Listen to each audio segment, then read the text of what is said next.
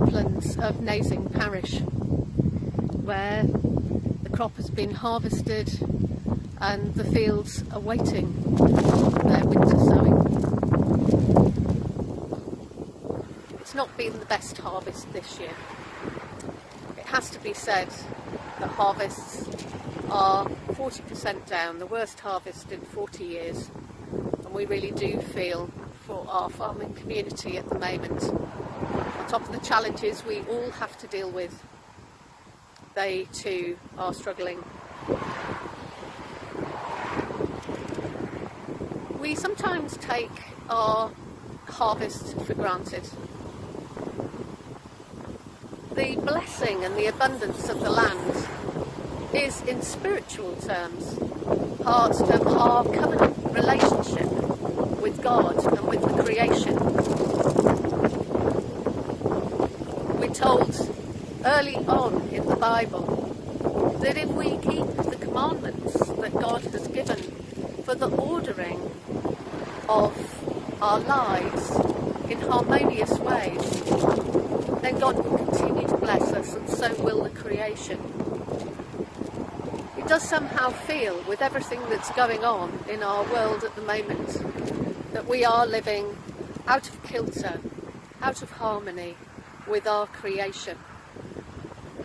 I wonder, given that the harvest is so down this year as a result of extreme weather conditions, will we learn our lesson?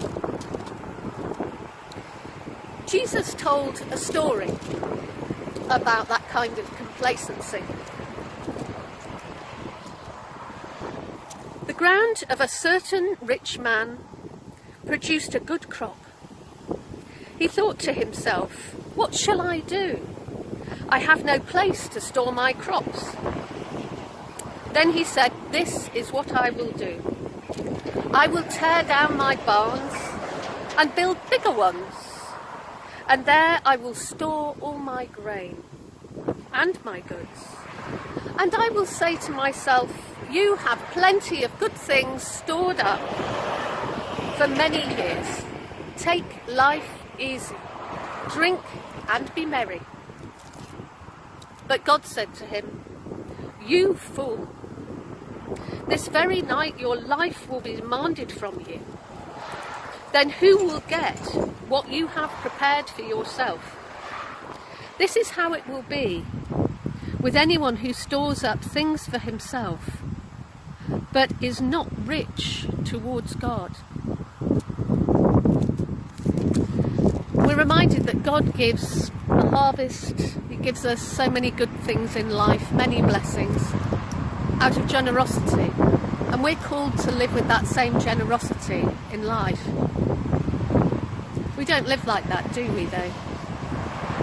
We're quite often selfish and we hoard things. We consume away at our displeasure, as it says in the Bible.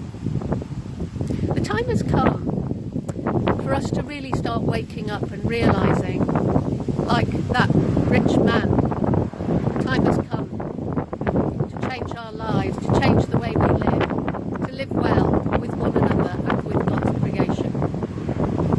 So as we celebrate the harvest this year and give thanks for what we do have, 40% after all is better than nothing. Let us just pray for a richer and deeper way of living that draws us into a right relationship with God